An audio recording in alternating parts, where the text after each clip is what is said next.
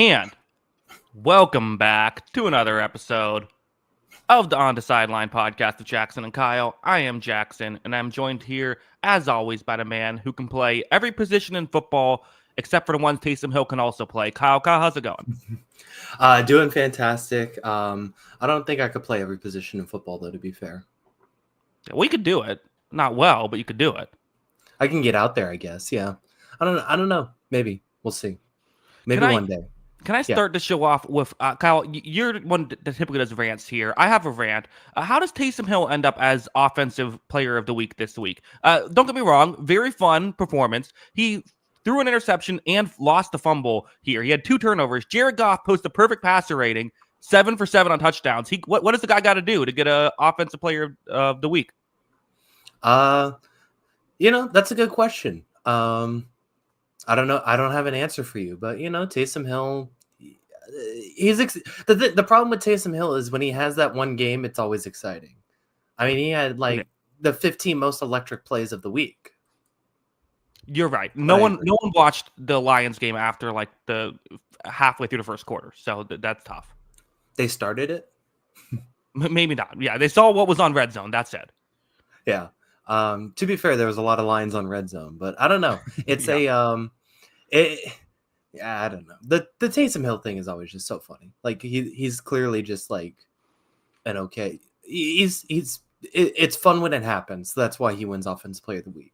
Jared Goff's been doing this. I saw someone say Taysom Hill, is he a Hall of Famer? No. He started his own position.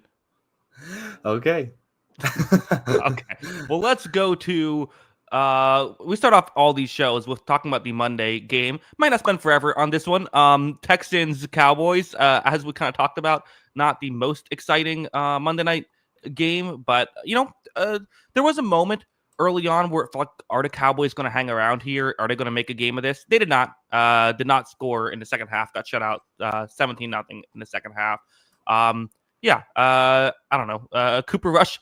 Somehow Cooper Rush threw the ball 55 times in this game. I don't know what I guess you kind of had to, but what a mess this Cowboys team is. I don't know. I mean, we know it. We have no new information to say about this game. Yeah. It wasn't a good game. I didn't enjoy it. I don't think the Cowboys are competitive right now. So yeah, I don't know. I don't really know what to say about them. I think CeeDee Lamb's good, and I think everything else kind of stinks. So that's just kind of what it is.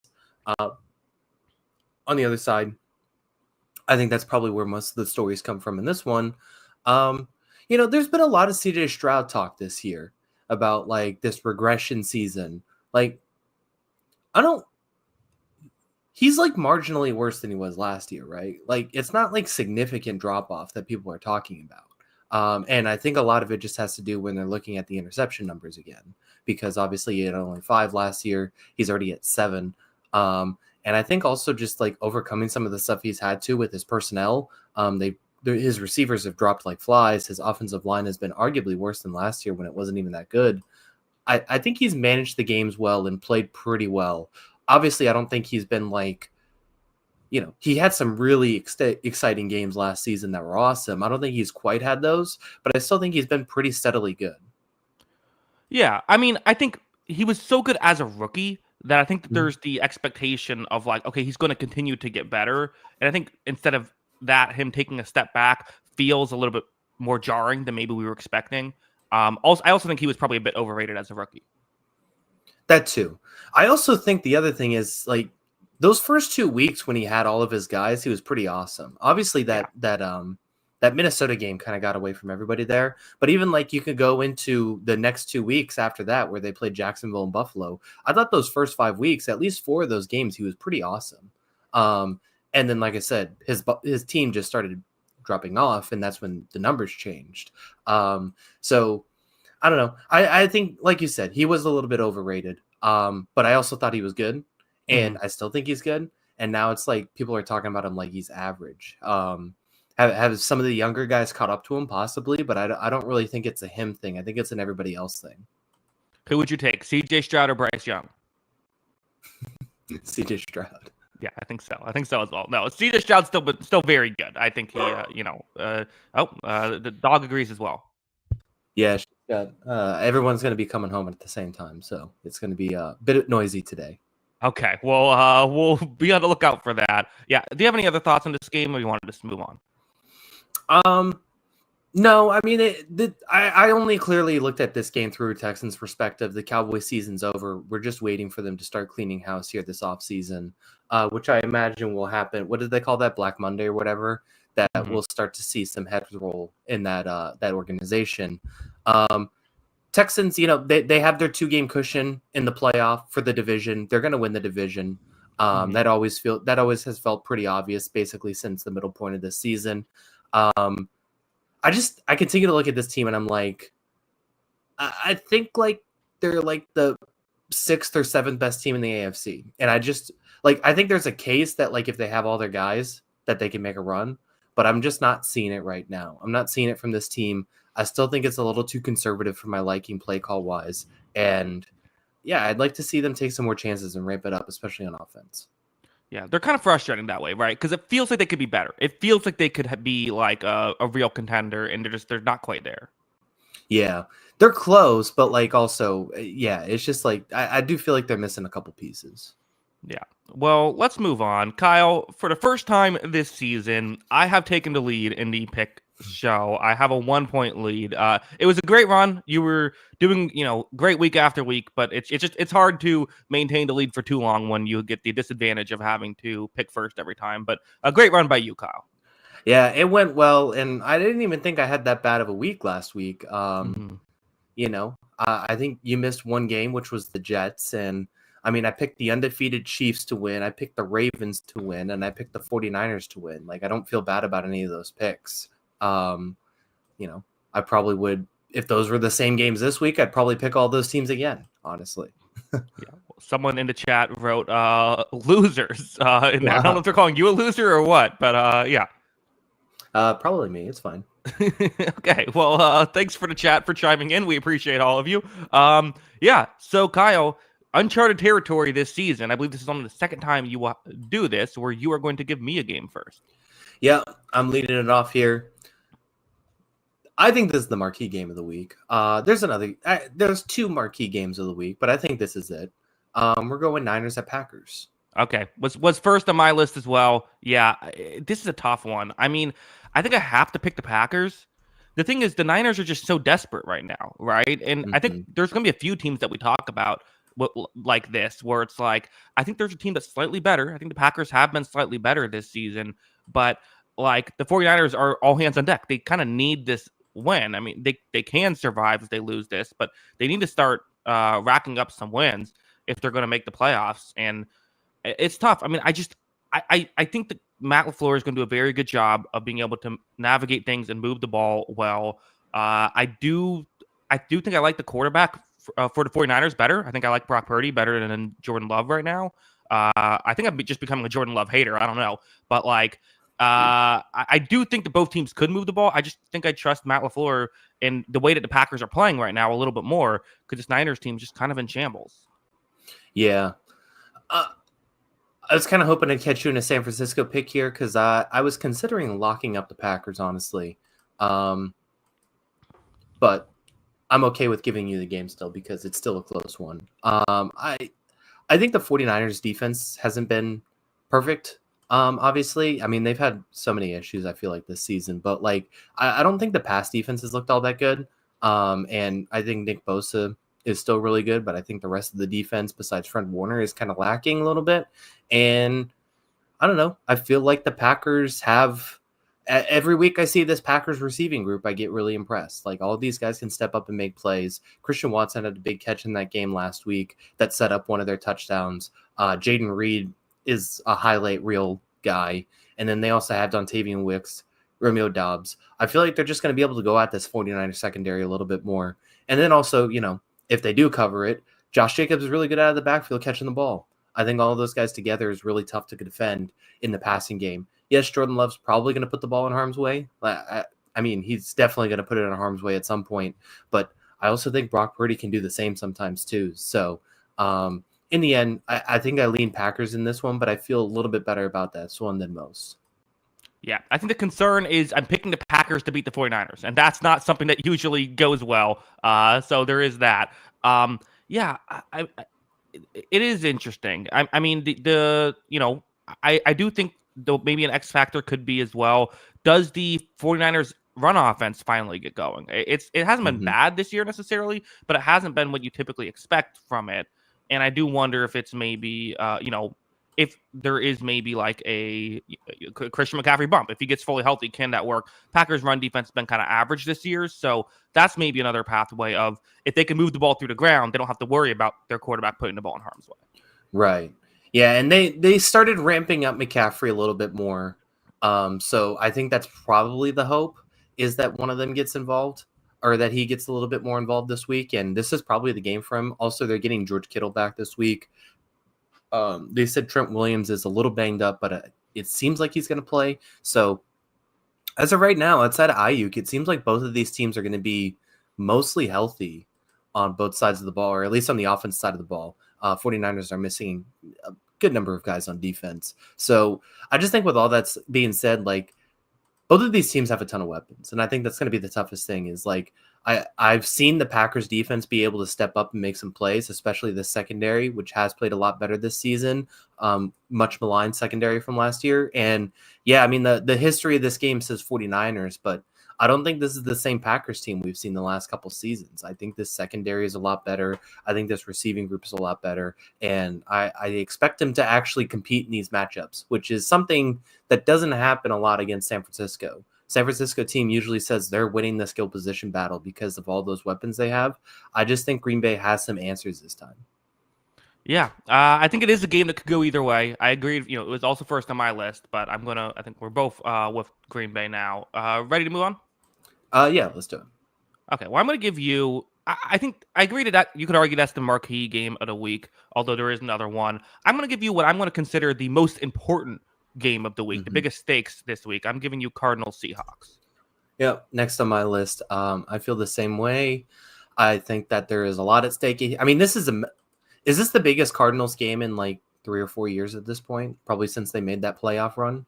Yeah, I think they made the playoffs in the past in that stretch, right? There was what was it? Or have they? Was it 2020? They made it?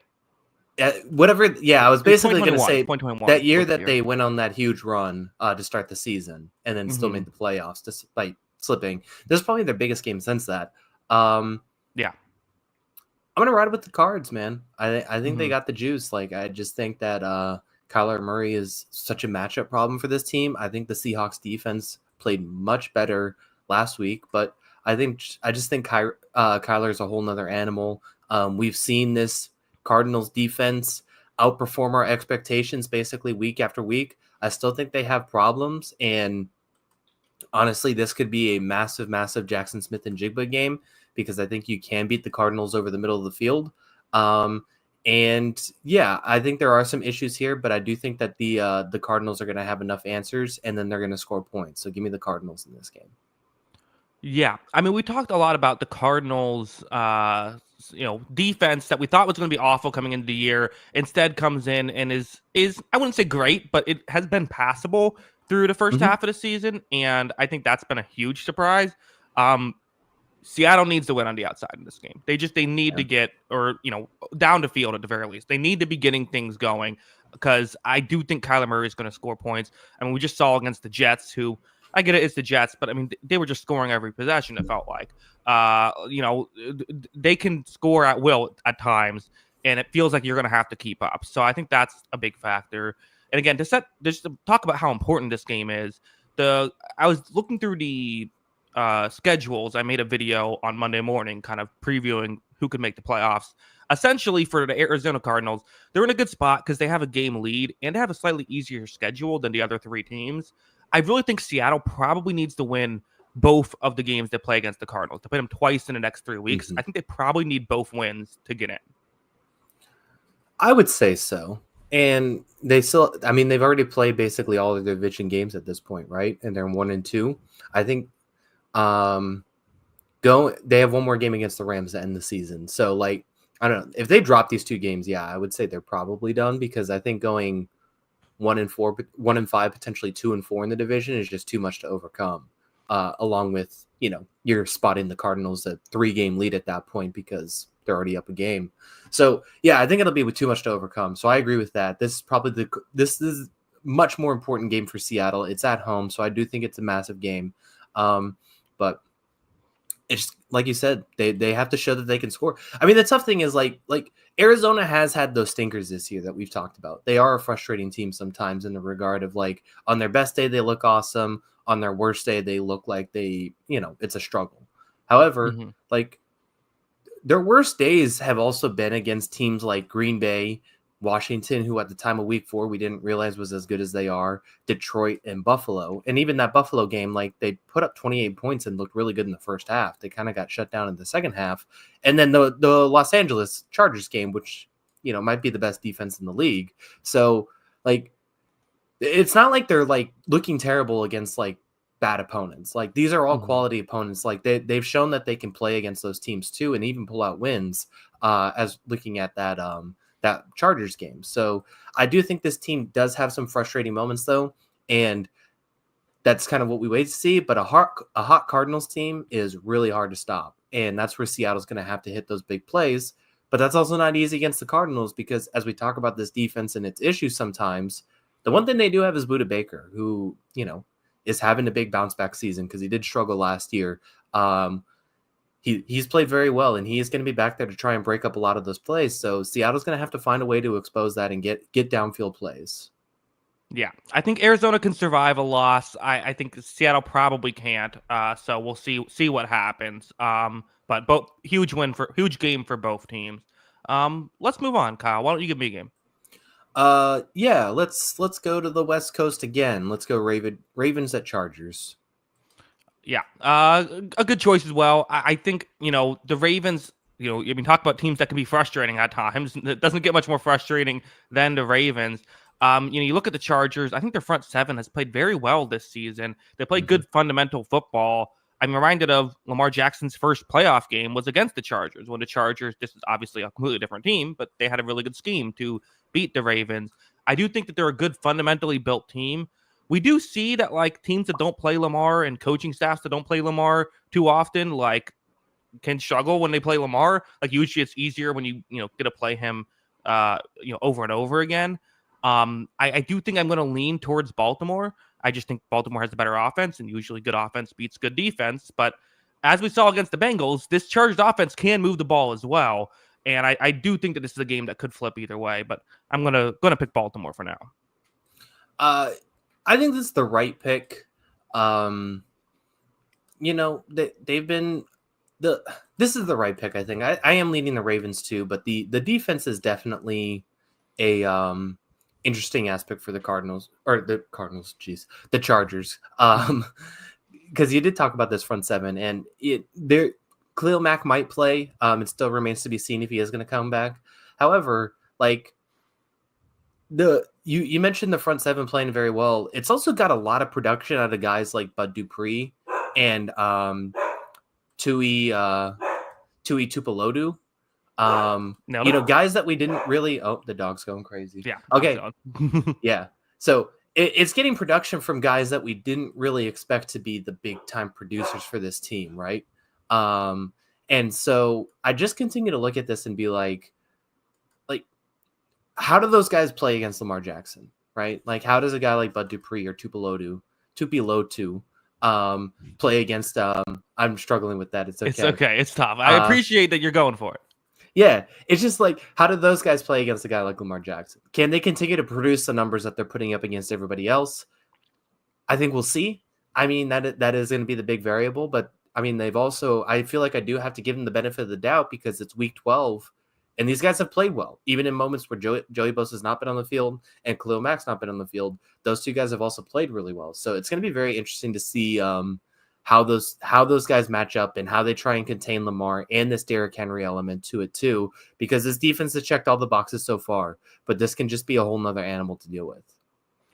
Yeah, I agree. I do think that I think it would be a mistake to assume that you're just going to be able to shut down Lamar Jackson. It has happened. Like teams have done it, but like it's just not something that consistently happens. And I think that I would bet on him still being able to move the ball with some efficiency in this game. Now, can the Chargers slow him down? Absolutely. But I don't know if we're going to get a full we're not going to get a full just stoppage here.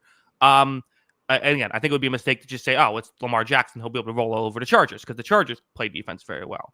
I do think one question I have is we've talked a lot about this underwhelming Ravens defense. I do wonder, can this Chargers team capitalize on it? Because again, they were able to make some big passing plays last week, but it was against Cincinnati. Everyone does that against Cincinnati. Will the Chargers be able to pass the ball down the field effectively against the Ravens? I mean, Baltimore's defense grades worse than Cincinnati's right now in pass defense, right? Like, not that Cincinnati is great, but like that is kind of the issue with Baltimore at this point that we're seeing is that they haven't been able to have those answers. They are the number 2 run defense in football. And I think that's the big thing. The tough thing with Los Angeles is like they're a very efficient passing game. Obviously, Justin Herbert has had a really good year that way, but a lot of it is based on play action stuff and running the ball a lot and then kind of picking their spots to throw the ball downfield. So I just feel like this is going to be very much like a game script game because I feel like if Baltimore is able to do their thing early and get out to a lead, the Chargers stuff on offense isn't going to work as much because you can't run play action when you're down because nobody's playing the run. And you can't run the ball a lot when you're down because you have to score quickly to catch up. And then I just think that makes it easier for Baltimore to defend. And yeah, I think that's probably the problem we're going to run into for the Chargers if they do lose this game. But I also think if they stay close, they compete, and this game's, they have a shot to win at the end. Like, I do think they're going to be able to throw the ball in this team based on what we've seen because I can't give this Ravens secondary the benefit of the doubt anymore either. It hasn't played well all year. I think I can point to maybe 1 or 2 games that they've actually defended receivers well, and those are earlier in the season. And I just don't think that they have it right now. Yeah. We also have to say, I mean, the Ravens, they do got to make sure they make the playoffs, right? I think they're going to get in, but if they drop this one, they're now 7-5. They play the Eagles, the Steelers, the Texans on the season. That could be 3 more losses. I still think they get in. I don't think the AFC is strong enough, but like they gotta make sure they don't drop any more of these stupid games. Yeah. I mean, there's still a case for it, which is the sad thing to say. Because we keep talking about this team as like a contender and, they're not making it easy on themselves. I mean, even at this point, it's going to take 3 road games probably to make the Super Bowl, which, I mean, obviously it can happen, but it's not making it easier for you to make it happen. Yeah, they still have a chance. They play the Steelers again, so they still have a chance to take the division, but it's, they got to start playing better, to be honest. But yeah. This should be a great game. Incredible Monday night game. So we got a bad Monday night game, a bad Thursday night game tomorrow, but we got some good primetime games this week. Yeah, absolutely. I'm looking forward to this one. And, I am looking forward to a few of these games, including tomorrow night, which is where I'm taking you next. We're going Steelers at Browns. Well, no, we're not. This is my turn to give you a game. Oh, never mind. Just kidding. Yes. Well, we will. It's okay. Good to know that's where you're going. I'm not giving you that game, so you'll be able to give it to me next. Don't worry. I am giving you the Sunday night game, actually. I'm going Eagles at Rams. All right. Good. This is my next pick. Let's lock it up, baby. Okay. Philadelphia on the win. This is matchup problem for me. That's what it comes down to. I think we've talked. I talked a lot on Sunday about this Eagles defense. This Eagles defense has been very good this season. They are currently 8th in dropback EPA and 6th in rush EPA. I still think this is a Rams team currently built around its offense because they have a great quarterback and they have 2 elite receivers. And I just think if Philadelphia manages to slow them down a little bit, that they're going to win this game pretty handily because I think they're going to put up points. This Rams defense has played better than expected, but it's still not really up to par, I think. And I just look at like a guy like AJ Brown as a big matchup problem in this game. I still look at like a guy like Saquon Barkley being able to do a lot in this game. And as much as like those 2 receivers are really dangerous for Los Angeles and going to make this game really interesting, I just think there's too much star power, too much talent across the board. And top to bottom, I think the Eagles are a better team. So I think the Eagles win by a field goal. Yeah, it's a good lock. I agree, and I don't think it's necessarily saying the Rams are a bad team, but just there does seem to be a tier gap here, and maybe this Mhm. line needs to be a bit wider. Um, yeah, I mean, I guess the one thing you look at with the Eagles is, could you say, I mean, they handled the Cincinnati Bengals very well, although the Bengals, I believe they did not, yeah, they did not have T Higgins in that game. They did have Chase though. Mike Mhm. Gesicki was the leading receiver in that game, which shows you they were able to take away a top receiver. Rams are a little different, right? They have two guys that can play in the slot. Cooper Kupp, as you saw last week, you can't treat him like a slot receiver, right? But that's kind of what they do. They can go in that direction, and I do think there is still that's the way the Rams pathway to victory is with those three players. What's up? A super chat. Eagles D line up against the Rams O line. Opinions on matchups. I think it favors Philadelphia. Yeah, that's a bit of a problem too, right? Yeah. Like Hmm. they could also blow up a lot of things at the line of scrimmage. I don't expect this to be a big Kyron Williams game. Not to mention we have the second coming of Brian Urlacher and Zach Bond apparently in the middle of the field. Uh-huh. He's just become like an elite player all of a sudden, so this has been fun. But I think the big thing with the Eagles is they've just managed to find answers. And we talked about this draft class, and there was a lot of talk about the Howie Roseman draft class. I think that's the GM's name. Yeah, Howie Roseman draft classes, and the is he just drafting based on the popular big boards kind of thing? And you look at guys like Quinyon Mitchell and Cooper DeJean as they've come into the secondary, and I just think they've made impacts. Like, I think that those two with Darius Slay, with Reed Blankenship, a little bit of CJ Gardner Johnson too to be annoying. I Hmm. think that's a really, really formidable secondary, and some of the stuff with Quinyon Mitchell has been really impressive. I think these have been the two, him and Jared Verse in this game have been the two most impressive defensive rookies this season. So I look at that and say, like, they've been managing to find those answers because they drafted these guys and these guys have made impacts right away. So yeah, I mean, it's going to be interesting because it is DeJean against Cooper Kupp in that slot position. It is Quinyon Mitchell against Puka Nakua. How about that, by the way? An elite white on white secondary receiver matchup. When is the last Yeah, time there that you go. happened? That is the most fun thing I've ever seen. We got to be locked in on that.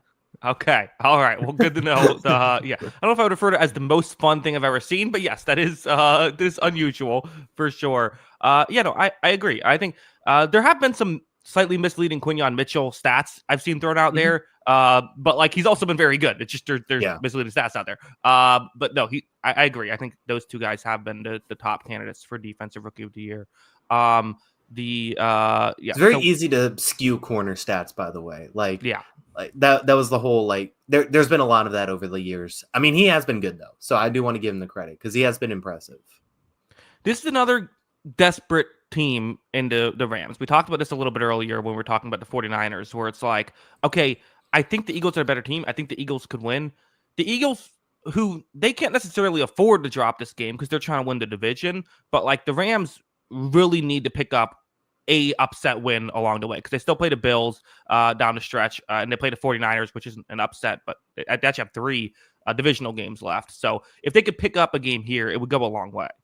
Yeah, I mean it would go the long way. The good news is like if they get those 3 divisional games, those are probably more important games for them. But it wouldn't hurt to get a couple games along the way too and get to 10. But yeah, all of these games down the stretch now are big. I mean that in every one of those NFC West games now. I mean all these teams have what 5 games left, 6 games left, 7 games left. I can count. So yeah, all these teams have 6 games left, and it's a game apart. Like all of those games are going to be massive from now on. Yeah. Some interesting stuff going on in the chat. What are you guys doing? Calm down, everyone. But anyway, Kyle, are you ready to move on? Yeah, let's do it. Okay. I wonder All where right, you're going here. yeah, Steelers Browns. What do you got?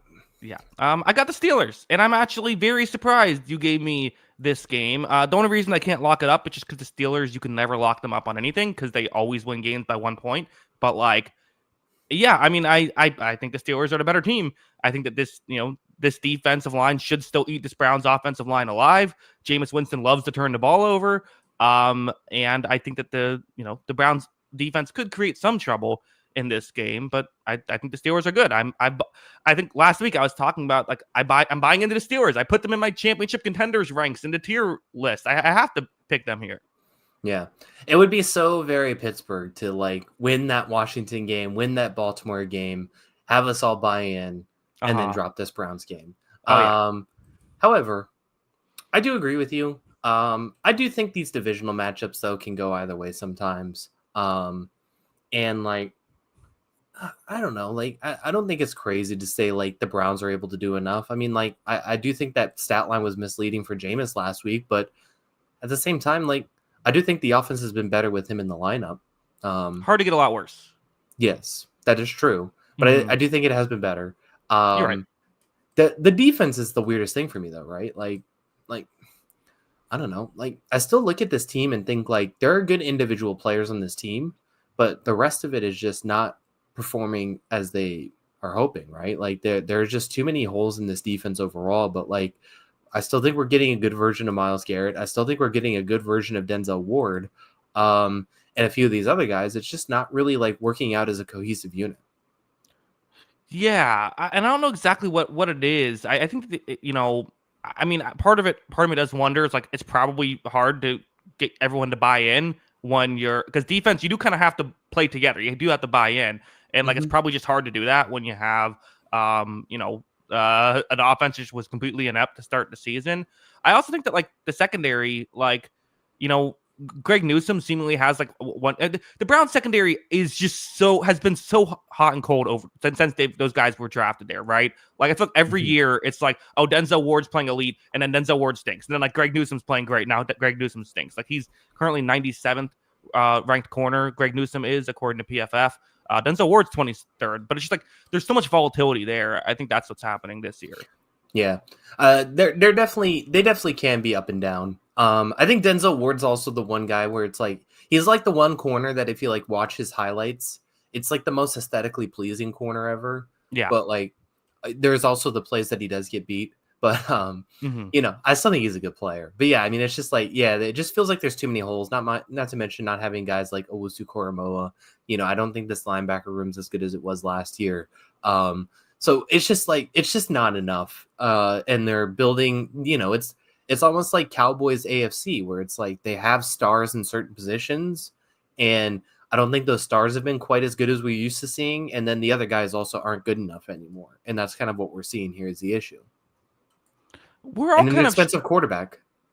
Yeah, we're all kind of struggling to buy into the Steelers fully, right? Like we still view them as the last 5 year Steelers, even though we know they're not. Like our brains can't adjust that quickly.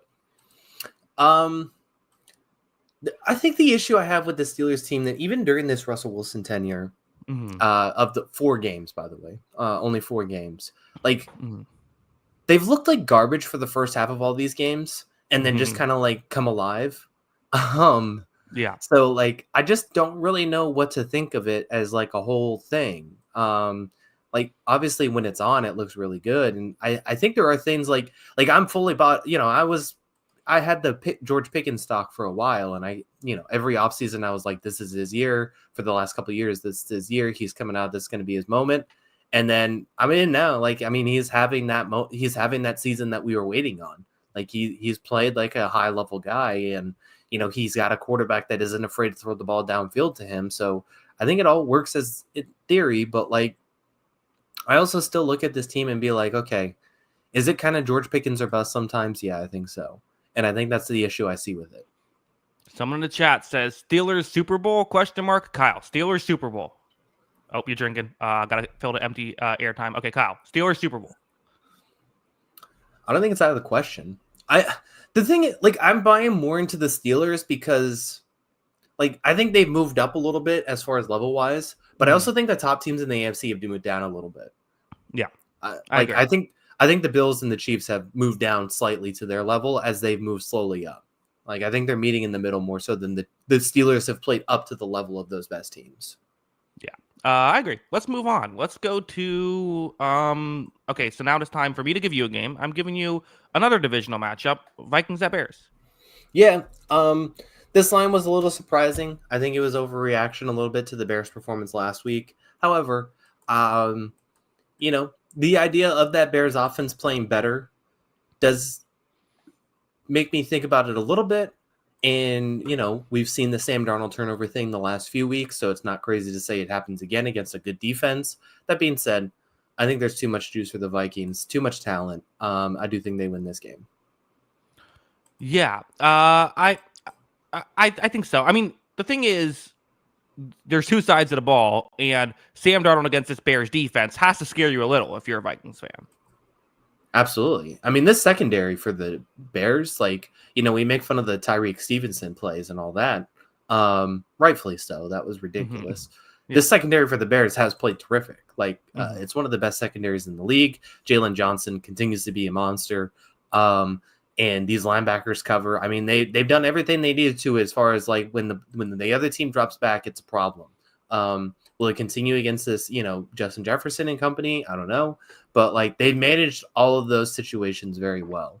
But yeah, I mean, the issue is that they've had they have a young quarterback who has proven that he can also put the ball in harm's way a whole lot. And the Vikings have taken the ball away a whole lot because this defense is probably still scarier than Chicago's defense.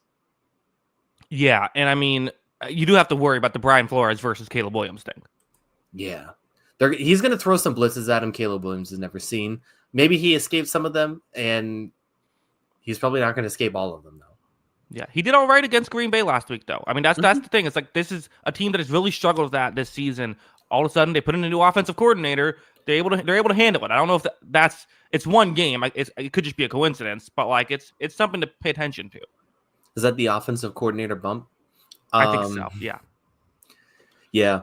Still so funny that they lost that game on a blocked field goal. I know. Unbelievable.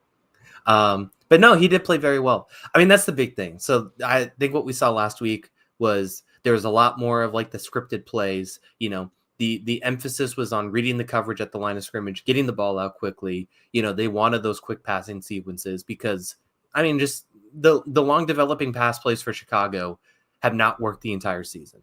Whether it's the scheme, as someone like Dan Orlovsky would bring up, whether it's Caleb holding the ball too long, not making decisions, whether him just missing the throw by 10 yards, the long developing Chicago Bears offensive plays have been a train wreck. And they basically abandoned that all last week. So how does Minnesota try and confuse them to make those opportunities more difficult to succeed? I think that's going to be the question for Minnesota. And if they do, they probably run away with this. However, Chicago, if they can continue to do that and maybe find a way to take a couple shots down the field, this game gets a little more interesting.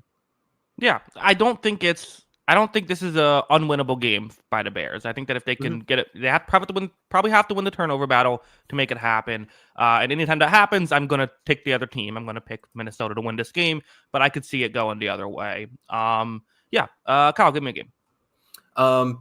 Patriots at Dolphins. Okay, all right. You're very high on your team. Jumping the gun a little bit here, Kyle.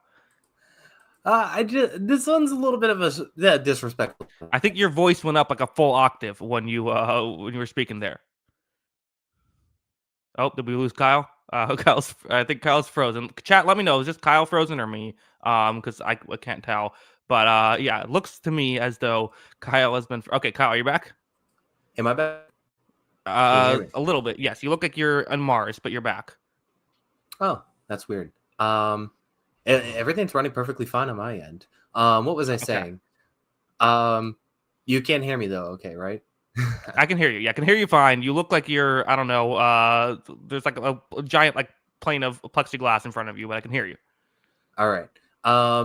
Yeah, I think that it's I think it's a little bit of a disrespectful line. I think Tommy DeVito getting less points than us is unfair. So yeah, Patriots at Dolphins. Who do you got? The disrespect of Tommy DeVito. I'm picking the Dolphins to win. Yes, I mean I think part of it too is I think people are high on the Dolphins, right? This Tua is somehow having his best season this year, Kyle. He has been good when he's played. Mm-hmm. And yeah, they got a couple big wins the last couple weeks, so they needed that to get back on the right track. They desperately need this game. They've looked very good the last couple weeks. So honestly, the last 4 weeks, I think they look good. The two losses they had were tough.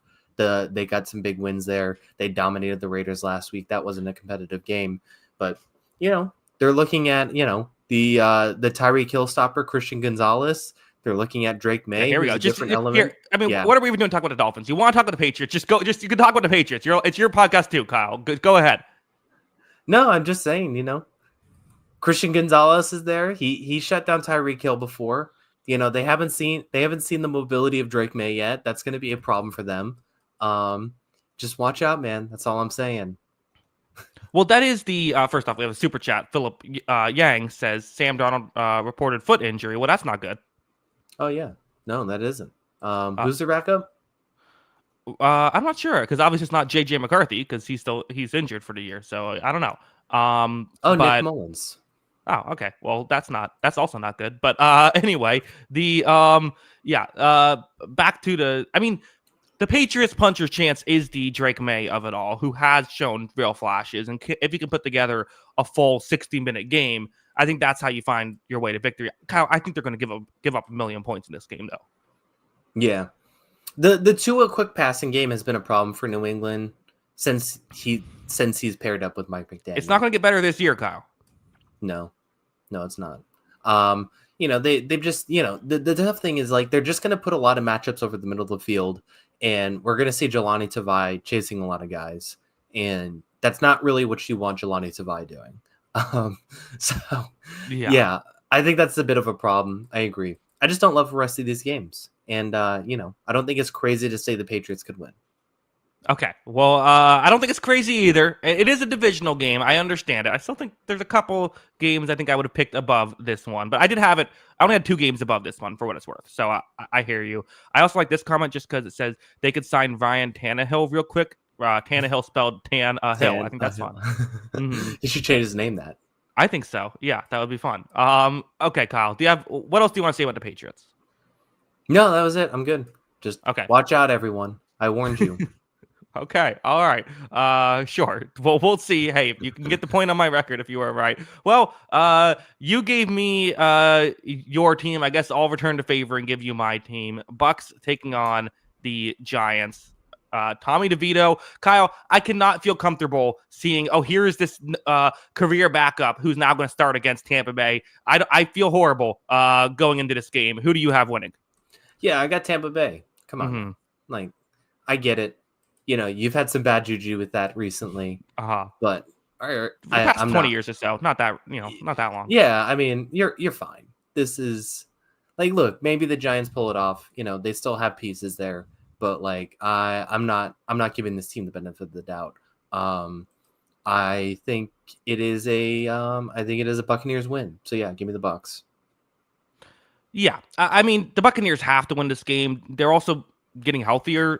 Tristan Wirfs and Mike Evans both practiced today. Jamel Dean is starting to look like he could go soon. And to me, he actually might be the most important player to get back. I mean, you think about Tampa Bay, their number one wide receiver, cornerback, and left tackle are all potentially getting healthy again. That's going to make a big difference to this team.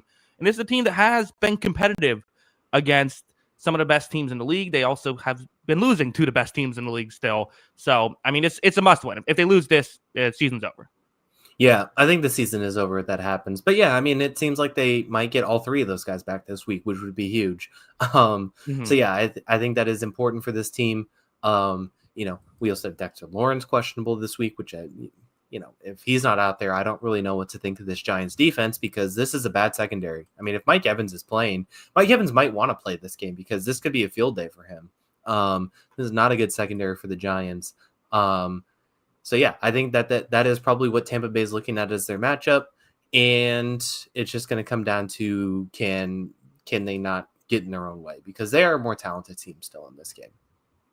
Yeah, I do like Andrew Phillips, the corner, who's currently 3rd in snaps for the Giants. He's a rookie. He's played well. No one else in the secondary has, though. I agree. I think that this is one of those. I think Evans. He's the one I feel most confident will play because I think there was reports that he could have tried to rush it back before the bye week, but he didn't want to rush it back after what happened against Baltimore. So.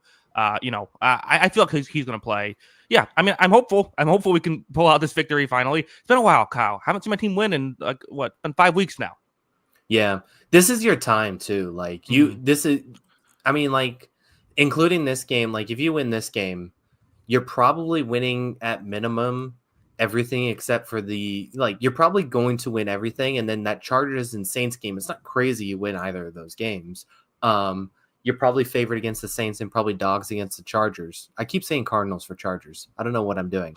But anyway, every other game looks very, very winnable as far as the Giants go, the Panthers, Raiders, Cowboys, Panthers again.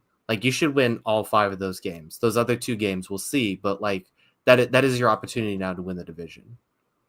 There was also some drama with the Giants as Drew Lock expressed frustration that he was not given the starting job after Daniel Jones, and instead Tommy DeVito got it.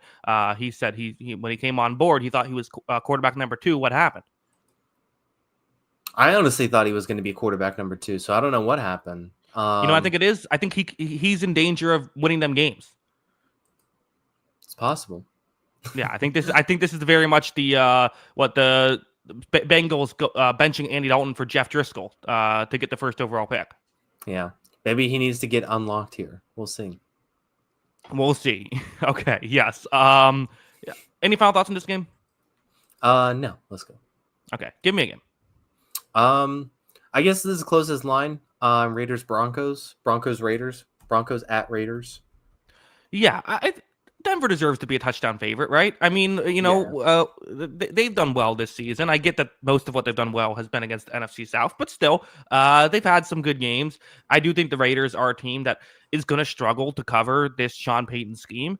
I think Denver should be able to put up points, and I think that this Broncos defense has been great. I don't trust the Raiders to move the ball in this game. So when I don't trust you to get stops or move the ball, your special teams is going to have to be really good. Yeah. So you're not locking it up? I'll lock it up. Sure. Yeah, let's lock up the Broncos here. Drew, lock it up. All right. Drew, lock it up. Here we go. Yeah, I mean, I agree with everything you said. This game was 34-18. Obviously, we've seen that happen before where teams play better the second time around. However, I don't really know where the Raiders are getting better at. They had a huge Brock Bowers game in that one. They had a huge Jacoby Myers game in that one, honestly. Not a huge game, a good game for him, though. And yeah, I mean, I just think Bo Nix kind of did what he wanted in that game. He had success, and they ran the ball well, and they defended well. So the Raiders actually did get a 10-0 lead in that game, and then they lost at 34-18. So I think the Broncos have this matchup. Yeah, what is the pathway to victory for the Raiders? It's got to be one of those like crazy Gardner Minshew goes off games, right? Like that's just that's not great. That's not a great pathway to victory. He's done it a couple times in his career, right? Like that's probably what you need. It's got to be him and Brock Bowers hitting some big plays.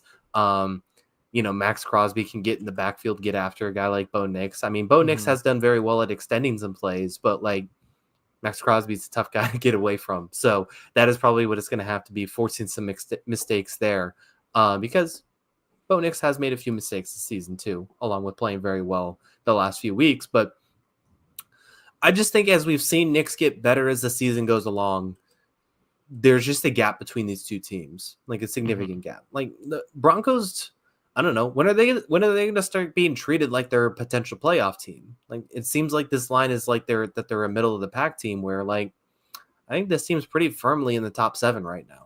I think there's a gap between them and the Colts, even though it's only a game on the standings. Yeah, I think so. I mean, I think more barking going on. I think that I think I still feel very confident that I do feel like this is a playoff team. I don't think this is a team that is as good as the top 6 playoff teams of the Texans, Steelers, Chargers, Chiefs, and Bills. I feel like they're firmly the 7th best team in the AFC. I think they're in a tier of their own in the AFC. That's probably right. You don't think there's a chance they could beat the Texans in a playoff game? Oh, shit. There's. I mean, they wouldn't match up because they wouldn't be the 5 seed. But yeah, I think you could argue. You could argue those two teams are in the same tier, but I would pick Houston over them. Yeah, I think so too. That's probably the right answer. Yeah. The dog agrees as well. Kyle, any more thoughts? You're ready to move on. No, we can move on. Okay, I'm going to give you a game. I think I have to give you this game. I'm going to give you Chiefs Panthers. Yeah, I guess this is the next game. Chiefs. Yeah. I mean, it's crazy that there's still 3 games left, but here's my logic is like the Chiefs win every game by 1 score. It feels like if 1 or 2 things go wrong at the end, like that's the way an upset can happen. I don't think an upset's going to happen in any of these 4 games, so I'm throwing this one on you. I think the Chiefs win this one by double digits. I feel pretty good. Probably. Yeah, I think they're going to win this one by double digits. Yeah, I mean, I don't know. This feels like they need to get some things right, though, right? Like, is this the time where we finally want to start to see the Chiefs kind of unleash themselves a little bit? I mean, but I don't know, because last year they didn't do that at all in the regular season. I mean, I don't know. I can't judge this team based on last year's performance in the playoffs, right? Mm-hmm. That's the issue I keep looking at. It's like, well, they did it last year, but I can't keep saying that about this team. So it's a weird stretch here for Kansas City. Not only that, like over the next month, they play a Friday game right after this against the Raiders, who are always kind of a pain for them. Then they play a Saturday game later in December, and then they play a Wednesday game for Christmas. Like the schedule gets a little bit wonky for them too. So that's going to be another element to this. But also I just think that they are a much better team than this team. And this should be a, 20-point win. Yeah, I mean, this is the one where like you would like to see the Chiefs finally get a blowout here. I mean, I do think the Panthers' offense has looked slightly better in the post-benching of Bryce Young thing, and I do wonder if you can try and move the ball effectively that way. I don't know. I mean, yeah, the Chiefs should win this game handily. Again, I'm picking this game, but I think all 4 of these games, I feel pretty comfortable are going to go one way. Yeah, I think that's probably how it goes. This team isn't really built either to take advantage of the Chiefs' issue in the secondary because they just don't have the receivers. I don't think Xavier Legette and Jalen Coker and maybe Adam Thielen comes back are going to be too much trouble. Yeah, probably. But also, just if this game does flip the other way, how smart would I look picking this game early? Yeah, that's true. You'd be all over it. Sometimes you gotta go for a bold move just so you can brag about it later. Kyle, give me a game. Let's go. Let's just go Lions at Colts. Yeah, not a bad choice. Probably the one I should have picked. This was a game I was going to lock up before I decided to lock up the Broncos Raiders. I think that the Lions are just firing on all cylinders right now. I think that this offense is rolling. I think the offense is going to roll against the Colts defense. This isn't really an anti-Anthony Richardson take because I don't know if he's going to play awful in this game. I think that the Colts offense could do okay. I just don't trust this Colts defense, which has looked better as of late, but I just don't trust it at all against this dominant Lions offense. Yeah, I mean the issue is we haven't seen anybody stop this Lions offense, and I'm not picking this except for Tampa Bay, and I'm not picking this Colts team. Don't shortchange us on our best game, Kyle. You're right. I'm just not picking this Colts team to be the next team to do it either. Mm-hmm. So, I think that's a bit of a matchup problem. I'm just out on the AFC South teams in general. I think that's just my conclusion from this. Even the Jaguars. Yeah, even the Jaguars. Wow. Thankfully, we don't have to talk about them this week. I'm just out on those teams, and I don't really see it with this team right now either. They did play better last week, and they beat the Jets. But yeah, I just don't know what I'm getting out of Indianapolis going forward. And in this matchup, this is a multi-tier gap. Yeah, and I will say, I probably shortchanged the Colts a little bit. I was just looking it up as you were talking. I should have been paying attention to you, but instead was looking up numbers. The Colts are currently now 11th defensive EPA wise. So, I'll give them credit there. They have turned it around as the season has gone on. But again, it's the Lions. Yeah, they have played better, but it's not enough for me. So yeah, it's the Lions. Okay, well, 2 games left to talk about. I'm going to give you, 2 games left to talk about. Only one more that we're picking. The other one will go undrafted. I'll give you they're both divisional games. I'll give you your two teams in your favorite division, Kyle. Titans at Texans. Who do you got?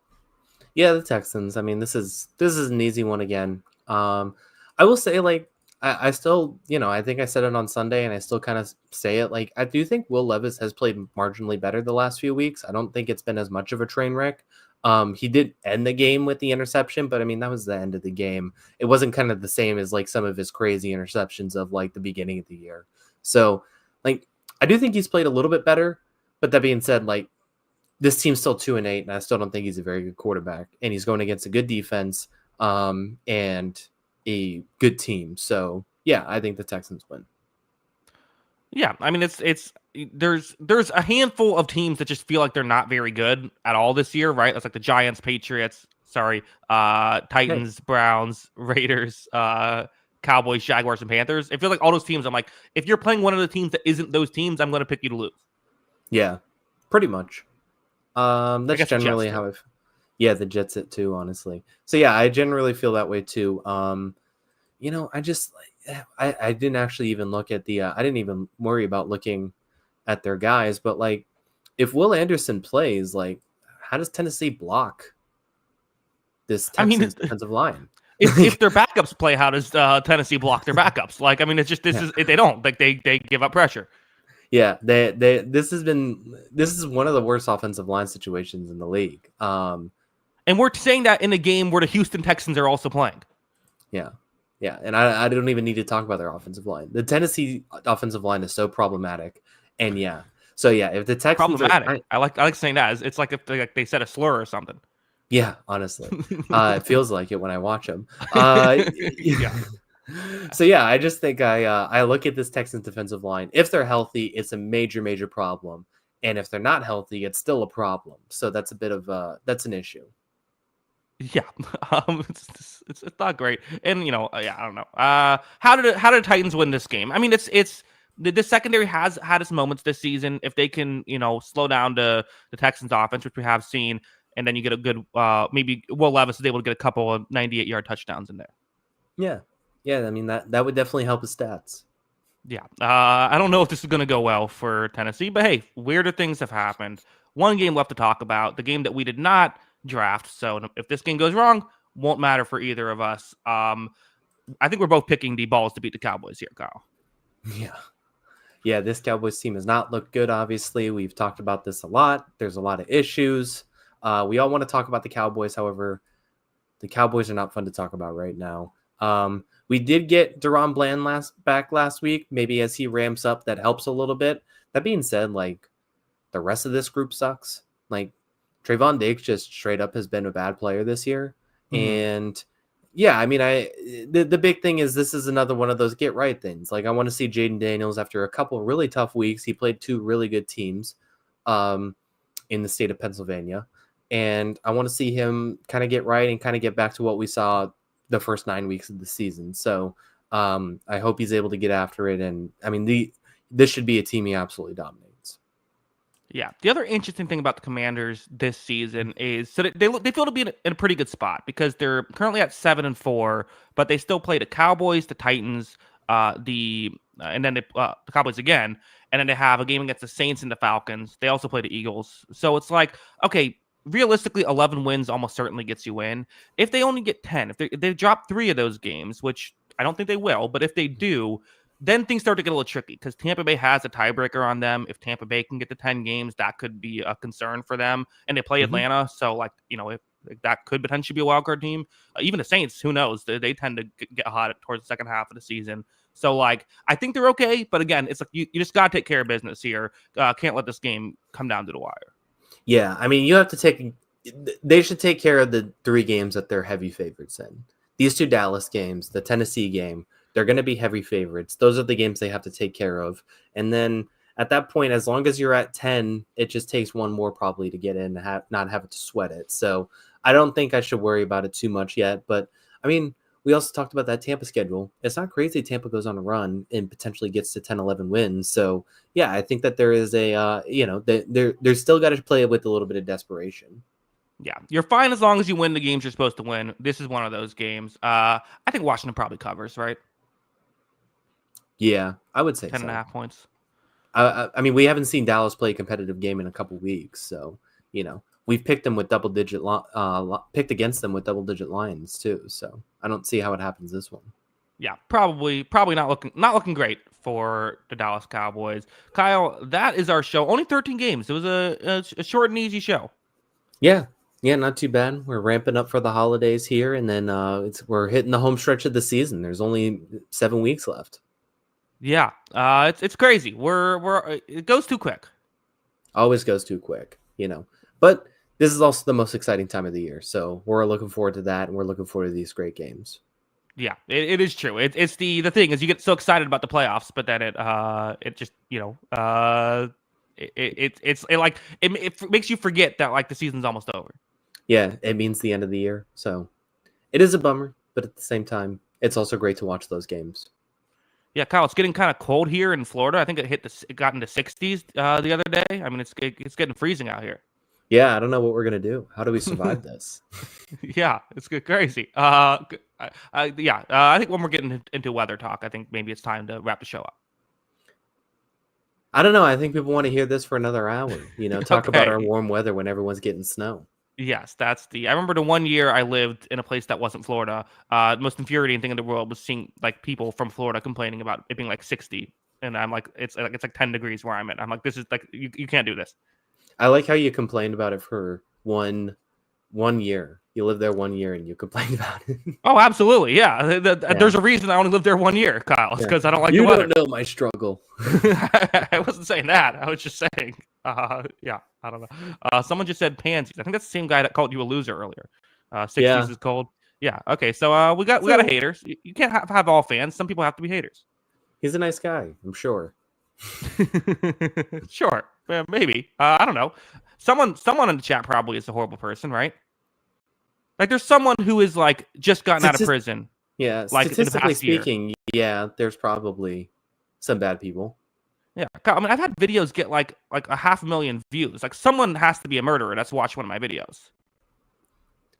Yeah, that's an interesting way to think about it. You think 1 in every 500,000 people are a murderer? Is that the statistic? I don't know how many murder. Well, I mean, I've had more than just one video. I mean, I've had a decent amount of views. Murderers. I also think people watching YouTube videos about football probably have a higher likelihood to be murderers than the average person. Yeah. Let's see. Let me see. I want some murder facts. Okay, well, this is a great way to finish the end of the show. I don't know. I feel like it's going to be more than 500,000 people. 1 in every 500,000. What are you looking at? How many murderers are there? Is that what you're trying to find? Yes. How many murderers are? I guess it'd be hard to find an exact number, right? I guess so. Okay. So there were. Go ahead. What did you get? I found something only in 2023 though, so that doesn't. It was about 16,000 murderers in 2023. Wow, 16,000, huh? Oh, actually another 5,000 that were unknown. So it's 21,000. 21,000. So what do we have? Like 300 million people in the United States. We're only doing United States here because we're the most important country in the world. Well, and also we live here. And it's American football. There's not a lot of, although there could be a German murderer or something. So we got 330 million divided by how many? 21,000? Yes. Okay, Kyle's doing the math here.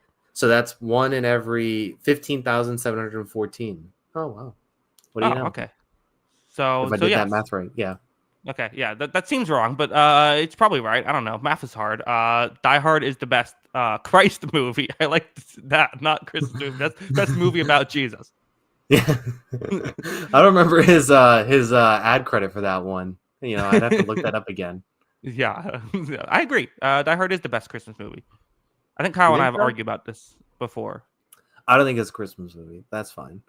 Yeah, I mean, if that's a Christmas movie, then like Harry Potter's a Christmas movie or something like that. I mean, I wouldn't have Harry Potter as the best Christmas movie, but still. I just think it counts as Christmas movie because A, I watched it on Christmas, and B, the entire movie has Christmas stuff going on throughout it. It's not like Harry Potter has a moment in the movie where there is Christmas. It is not the whole thing is Christmas. And if you watch Harry Potter on Christmas, it makes it a Christmas movie.